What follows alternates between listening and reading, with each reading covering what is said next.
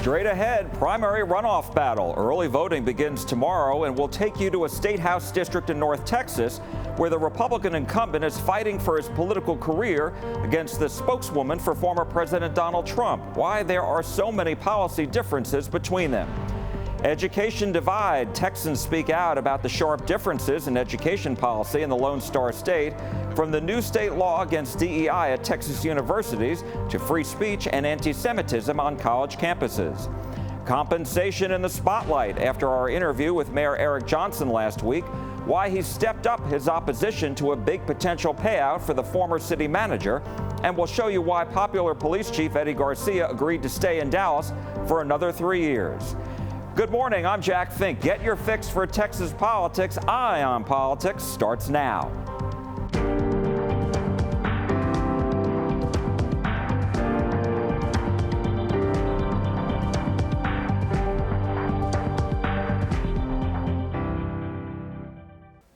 Hello and welcome to Eye on Politics. Hope you're having a great weekend. Early voting begins tomorrow for the primary runoff election on Tuesday, May 28th. And one of the more interesting races in North Texas is for House District 33, where Katrina Pierson, a former spokeswoman for former President Donald Trump, is trying to unseat incumbent Justin Holland. Pierson is endorsed by Governor Greg Abbott, Lieutenant Governor Dan Patrick, and Attorney General Ken Paxton. Both Pierson and Holland are far apart on some key issues, including school choice and Paxton's impeachment. From downtown Plano to Rockwall and Heath. Welcome to the Texas House District 33, a conservative district that's now on the political radar of Republicans from across the Lone Star State.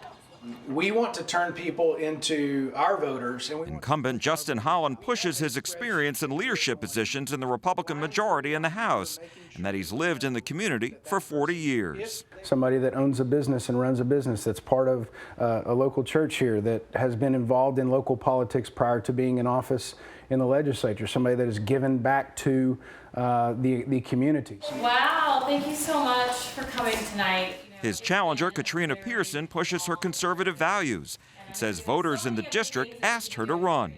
Many of them have watched me on national television for the better part of 15 years fighting for conservative values.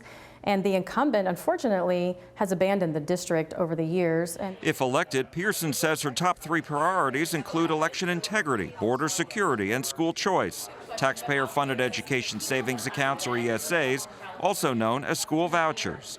Holland says his top 3 priorities, if elected, are property tax cuts, border security, and public education. Last fall, he was among 21 House Republicans who joined Democrats to vote against Governor Abbott's school choice plan. That I support and endorse Katrina Pierson. After the March 5th primary, when Pierson and Holland ended up in the runoff, Governor Abbott endorsed her and started campaigning for her. Given all the fact that he's been out there campaigning for your opponent and against you, would your vote stay the same given Yes. all that's happened? Why? Yes, because my vote has always been that way. I've never seen an ESA plan that I liked or made good logistical sense. We don't need to come up with a new government entitlement program costing anywhere from $500 million to $2 billion that only 50,000 kids could take advantage of. Virtually nobody in my district would have been able to take advantage of it, even if I was for the plan. And so people don't understand what the bill was we voted on versus what's being said in the politics. Let me ask you about school choice. Why do you support it so much? And the one thing that we know, the true ticket out of poverty is a quality education. We know that education in Texas, in some areas, are very well, but not so much in others. This gives the opportunity for a low-income family or a single parent like I was, the opportunity to put their child in the school of their choice, whether it be faith-based, a charter school, and I just think that's amazing. So many families want that opportunity, and in my district, 85% of the voters wanted it. In the March 5th primary, Abbott campaigned against 14 Republican incumbents and supported their challengers. Of those, 7 beat the incumbent and 5 ended up in a runoff. Holland is also fighting for his political career. A lot of my colleagues were taken out, and they're trying to take us out. And what do you think about that? It's horrible because we're losing democracy. How so? Because you can buy House seats. Is that what you'd say is happening? Well, I mean, I had $300,000 from a DC PAC spent against me just on the issue alone. What would you say? The PAC spent $300,000. Okay, well, he spent $1.3 million just against me. And all of that money was all special interest. The PACs that are supporting me are absolutely on board with our values in the district. Pierson says she supports teacher pay raises. Absolutely. I think our teachers are very underpaid. The teachers in this district are actually on the lower end of the scale. And these are the people that spend the most time with our kids throughout the day, and they should be paid accordingly. She is non-committal on whether school districts should receive more money per student, also called the basic allotment. Well, I'd have to look at all of the finance piece because what's coming in the next legislature is a school choice measure. So when we see how all of that's going to work out, I'd be happy to support it if it's the right thing to do. Holland says he fully supports boosting taxpayer dollars for public education and teacher raises. I can tell you right now, we need increase to the basic allotment. We need teacher pay increases. We need bonuses for teachers based on student achievement. If a kid is trapped in a failing school, then we should fix that school. The question occurs on adoption of the resolution. This record vote required by the Constitution. The clerk read the bill. Pierson says another reason she entered the race is because Holland voted to impeach Attorney General Ken Paxton, along with most of the Republicans and Democrats in the House. They failed to gather all the evidence. After a trial, the Republican majority in the Texas Senate acquitted Paxton of all of the articles of impeachment. Well, I thought it was wrong for a number of reasons. There was no due process, and I think the Senate trial uncovered a lot of the hastiness and the rushing of the process. And that's one thing that we believe as conservatives is due process, and Attorney General was denied that. Seeing now that he was fully acquitted by the Senate, did that make you rethink your vote to impeach? No, because I believe that over politics and over party affiliation, we need to do what's right. I don't regret my vote.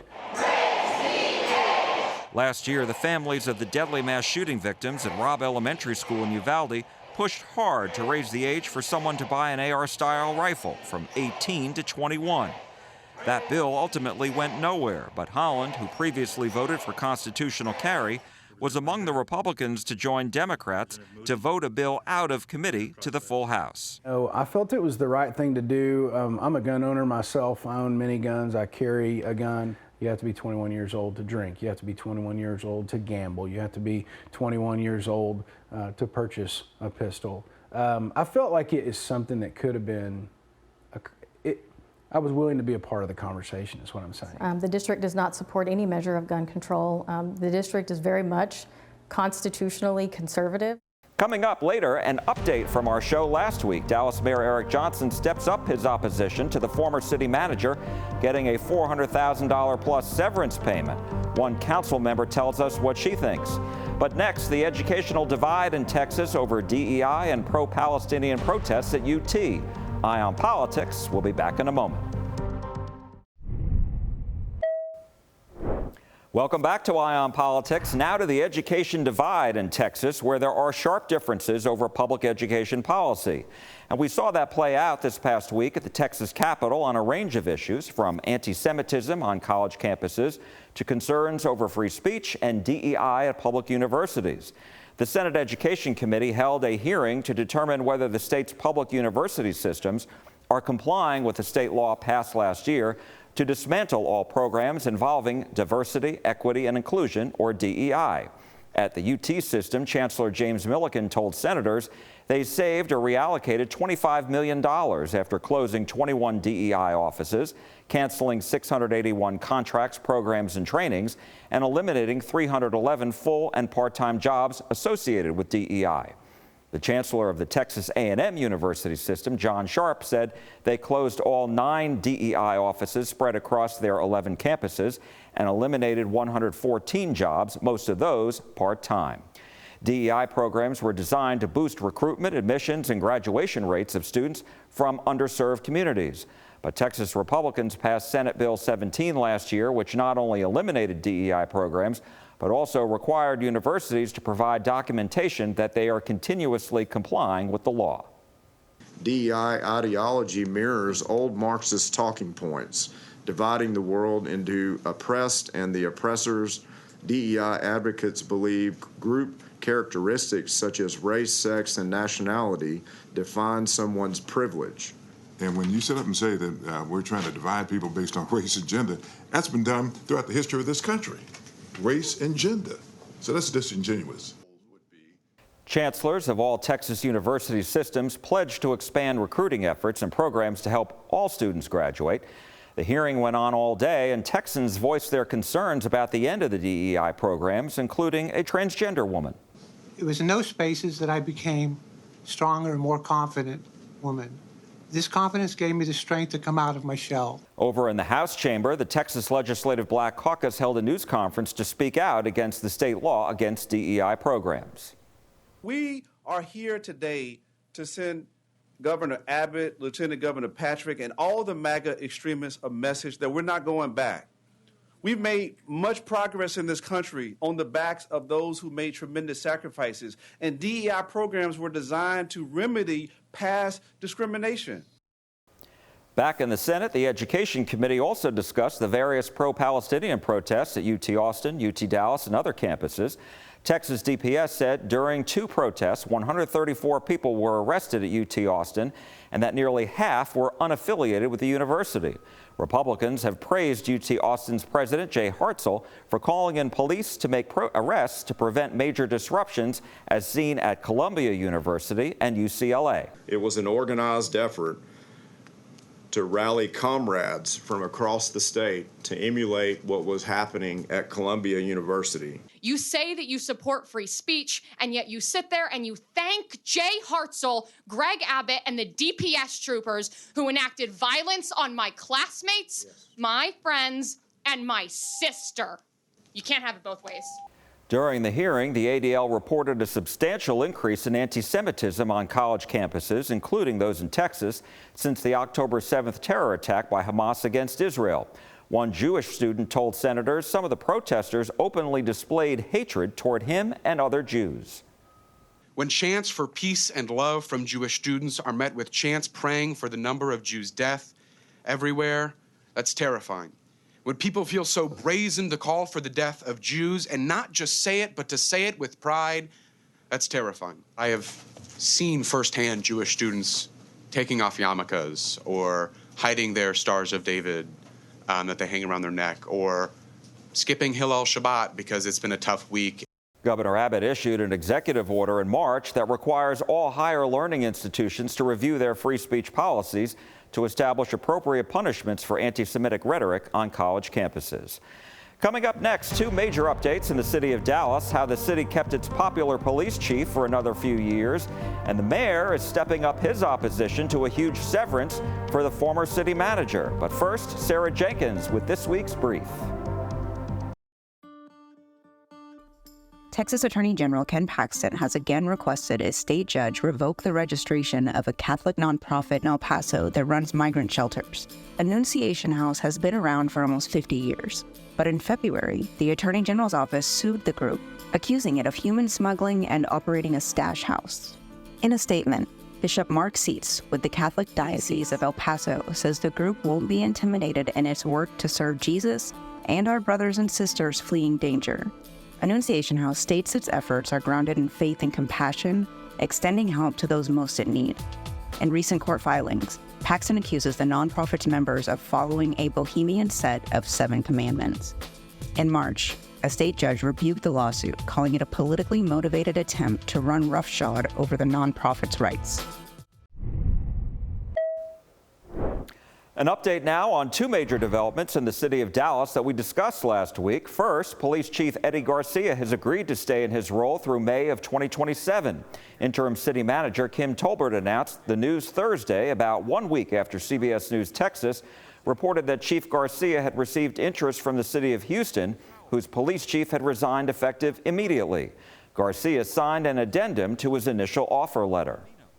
On the platform X, Garcia said, quote, home equals Dallas PD. Councilmember Paula Blackman says she's very pleased. I knew that our chief loves Dallas. He loves the Dallas Cowboys. He loves our communities. He loves the work he's doing here. And so it was just a matter of getting to the how to make sure that we give him his professional and his career stability. Under the new agreement, the chief's salary remains more than $306,000, but beginning in November, he'll receive a $10,000 retention bonus, and that will happen every 6 months. If any city manager in the next 3 years fires Garcia for convenience, the chief will receive a year's salary. He's also agreed to help the city find a new chief when that time comes. Mayor Eric Johnson said, quote, Chief Garcia's dedication to Dallas has been invaluable in driving significant improvement in our city's public safety.